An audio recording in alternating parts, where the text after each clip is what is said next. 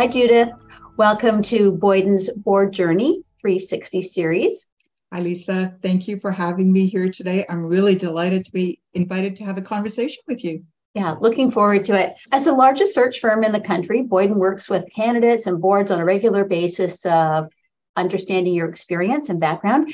But often we don't get an opportunity to bring that conversation forward, especially knowing the power that the stories of the journeys of individuals and what that journey could do to inspire the next generation of governance leaders.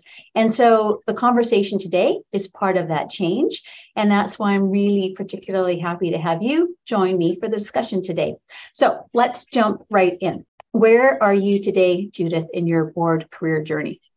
Lisa, I love the way you term board career journey, because for me, my board career really has been a journey. I would say to you that it started in 1989, so about 33 years ago, with being appointed to the board of Decidedly Jazz Danceworks, which is a Calgary-based jazz performance school. It's highly respected in Calgary, and it was a great way for me to give back to the community and be part of the dance and the arts in Calgary. So started 33 years ago, and today I have a portfolio of both public and private organizations, Crown, not-for-profit, and have built a portfolio over that time period. Mm-hmm. And so just for my understanding, how many boards would you be on today? Just what is the sum? I serve on 5 boards. Let me tell you a little bit about them. Sure. The first is Computer Modeling Group. It's a Calgary-based organization that's a software technology company with customers and clients around the world, on CPPIB, which is Canada's largest pension fund, on HSBC Bank Canada, which is the Canadian subsidiary of the HSBC Bank, Kiwetinohk Energy Corp, which is a Calgary-based organization in the energy transition space, and Sustainable Development Technology Canada, which is a federal foundation that supports and the growth and scale up of Canadian companies in clean technology. So a little bit of public, a little bit of private. That's a nice blend. Crown. It's a really nice. Yeah. Oh, we're going to get back to how that all happened for sure. Really. Tell us in what ways have you been purposeful about the mix of board appointments you take on?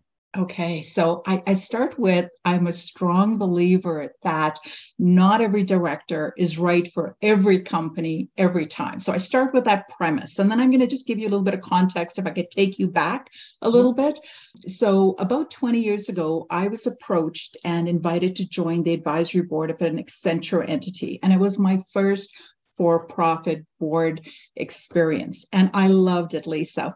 I absolutely loved it. I loved being part of the discussions as to how to create value globally.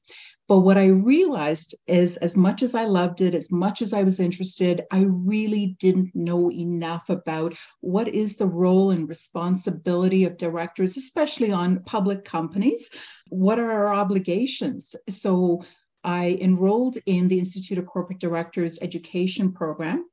And through that program, I learned about the obligations, the accountabilities, and more importantly, the expectations and the best practices for governance. So when I graduated from that program, I spoke to my colleagues and I spoke to my business community, and I said, look, I'm really interested in board opportunities. And here's what I do really well. These are my skill sets.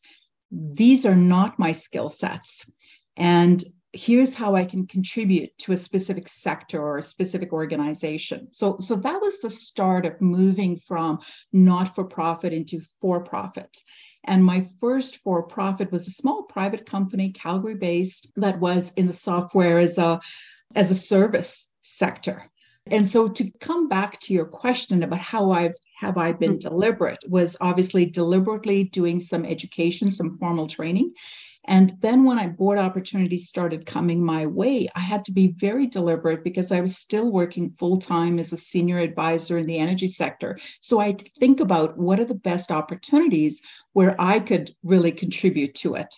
And so there's really 3 things I think about, Lisa. The first one is the sector. Am I interested in the sector? Why am I interested in the sector? How can I contribute to that sector? How can I leverage my experiences on other boards and sectors, and how can I take my experiences to another board? The second thing I think about, which is the really important one for me, is the company. What is it about this company that interests me? What do I know about the board chair, the senior management, and what is their reputation? I'll share with you a bit of advice I got 20 years ago. A mentor of mine said to me, Judith, I know you think it's really hard to be appointed to a board. Let me assure you, it is even harder to exit a board. So when you are thinking about joining a board, before you say yes, make sure it's the right fit, because it's really, really hard to say, I need to exit.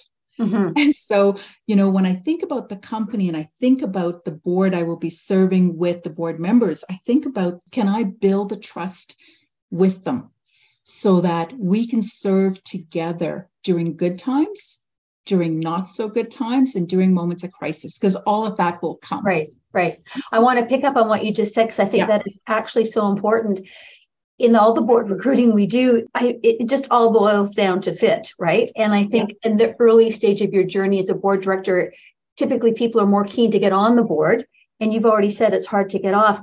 My question for you is, what are the one or two questions you like to ask as an astute board candidate to ensure the potential board is a good fit for you? Are there one or two things that you really dive into to make sure that it's going to work for you? Yeah. So when I do my due diligence, I will ask about the directors and the senior management team, the CEO, the CFO, the officers. And what I'm looking to understand is, how do they approach problems? What's the dynamics in the boardroom? How does the chair approach his or her role? Are they leading the conversation, or are they encouraging the conversation? So are they looking for every board member to provide their perspective? Because every board member has a different experience and will have different perspectives. So are we having a fulsome conversation? Is the board sort of a compliance, check the box? Yep, we did this and we did that and we did something else. Or are they also spending their time on what I think are, front windshield issues, the strategy, the risks, the scenario planning? So those are some of it, is the dynamics in the boardroom and how are they spending their time? And Judith, for people that are listening in, like, how can they do that? Do they interview the board chair? Like, how could somebody gain that information on style? Because I completely agree with you. So how do you get behind that before you I'll tell you you're erroneously appointed? Yeah. So what I will do is I will I'll do my due diligence to see who's serving on the board. And who may I know that may know a board member that I could have a very open, candid conversation with. So I'll do my own soft due diligence, but I will absolutely ask the board chair about how the board chair approaches some of these issues. What did they think is important? And typically on a board, when you're being invited or considered for a board, you will have 1, 2, 3 interviews. And if you ask the question again, you'll get perhaps different nuances on how the board functions. Yeah, good. Reflecting still on your experience as a board candidate, have there been any pivotal aha moments for you? Yes, if if a aha moment is a learning moment, there have been so many over the last 30 years. But I would say perhaps the one that pops to the front of my mind immediately was realizing how small the governance community in Canada is. And I'll give you the learning moment for me. A recruiter, actually one of your colleagues at Boyden, reached out to me to see if I would be interested in serving on an integrated electric utility. And so we had a number of conversations and I said, yeah, I would be interested. So I flew to Atlantic Canada and I met with the board chair and I met with the recruitment committee. And I walked into our conversation and the board chair said to me, Judith, welcome. He said, Director X speaks very highly of your capabilities. And that took me aback, because while Director X is from Calgary and I know of Director X, I don't know Director X. So we hadn't worked together, but it is a small community. And that was my aha moment, that even before a candidate is invited to meet in person, the recruiters and the boards have done soft reference checks. So the learning moment was, the governance committee is much, much smaller than the business community. and your reputation precedes you. So guard it fiercely. That was an aha moment I've never forgotten. As I was taught, you can lose your reputation once. Yes. What does being an effective board director look like? Can you draw comparisons between different sectors?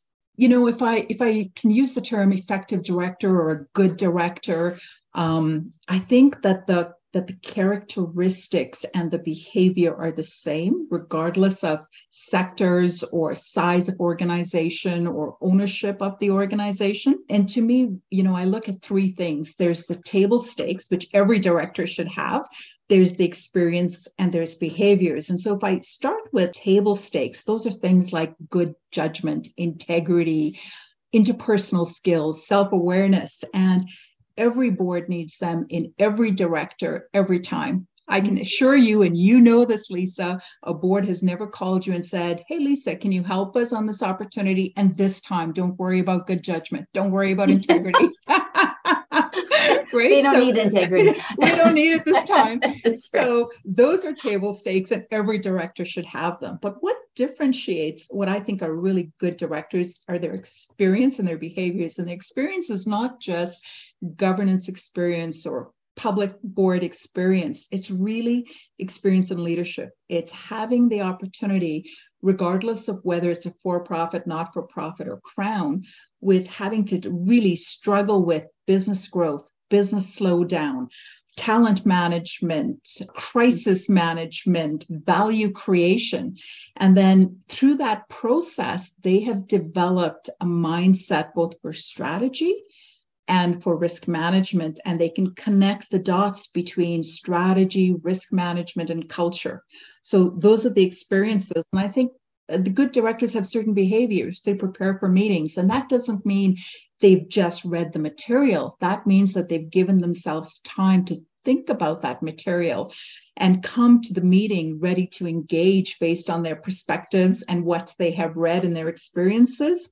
It means they make the time always for the meetings. And so, during what I call steady state times, you have quarterly meetings, you have a strategy meeting, you have a budget meeting. But if there's an unanticipated CEO succession, if there's a strategic transaction, if there's a pandemic, then you're meeting much more often, and you have to make time. Everything that's non-governance gets put on the back burner. So you have to be able to devote the time. The other behaviors, if I could just expand, I think is courage to articulate a perspective that's different from those around the table based on your experience, and the courage to advocate for that perspective in a respectful manner, I think is really important. And I think the last thing is curiosity and a commitment and a thirst to learn. And I think about Alvin Toffler, who has said that the illiterate of the 21st century are not those who can't read or write, but it's those who can't learn, unlearn, and relearn. And Lisa, boards do not need illiterate directors. So I think those are the things I'd say really set apart effective directors. Yeah. They're curious.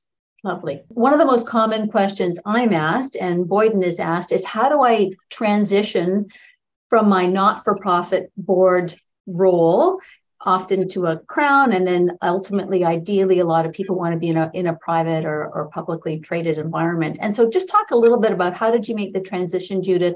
Any advice you would give somebody if they wanted to do similar? Yeah, I would. So two questions, right? One is, how did I make the transition? And the second is the advice. So I made the transition by really looking at sectors where I had deep experience. And so I've spent my non-governance professional life in energy. So I focused on the energy sector, and I focused on organizations that provide services to the energy sector.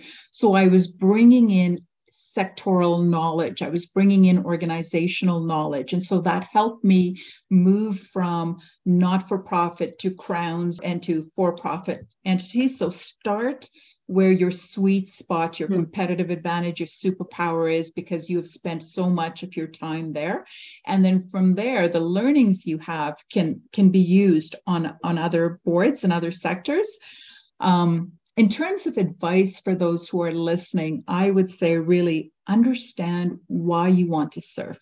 What is it that makes you want to serve, and where do you want to serve? And when I say where, I'm thinking about ownership structure, I'm thinking of sector, I'm thinking about size of the organization. And by knowing why and where and when helps you really target your journey. I'd say don't look at your peers' board journey. It doesn't matter what their journey look like. What is right for you? So focus on why and where you want to serve. I'd say understand it's a professional journey, and it's like planting an oak tree. So the best time to start your journey is 20 years ago. The second best time is now. So start as soon as possible when you are interested. I'd say, as you pointed out, start on not-for-profit boards, start on smaller boards. They are great places to hone your craft, to understand how to influence and to be impactful. So start there before you start on a large cap public board. Find a place where you can really learn and influence. And I would say be patient, but be ambitious. Know where you want to go and target it. And that may mean having some formal training if you don't have it and you think you need it. It may mean clearing up your schedule to serve. It's really, really difficult to have a full-time professional career and a full-time governance career. So think about that transition on your schedule. It means networking. Reach out to your professional community, reach out to recruiters, have conversations with them about what is your value proposition. Let them know you're interested. I think those are the things I would say. Know why, and plan for it. Target it in the same way you do your professional obligations. Somebody else also gave me the advice, and you sort of spoke about it earlier, which is be your very best self on every board. Because when I'm going to recruit people, I'm saying to you, Judith, who's your most effective board member? And so you're far better off being on one board and being the very best board member than on 5 boards and being a very average board member, because it's going to serve you better long-term if you're the very best. Is there any other tip or piece of advice that you want to share with people early on in their board journey? Anything we haven't chatted about already that, you want to leave with the listeners? It's really about knowing what you want and pursuing it in a respectful way. Yeah. It's been lovely having you with us today. Thank you so much, Judith. Lisa, I've really enjoyed it.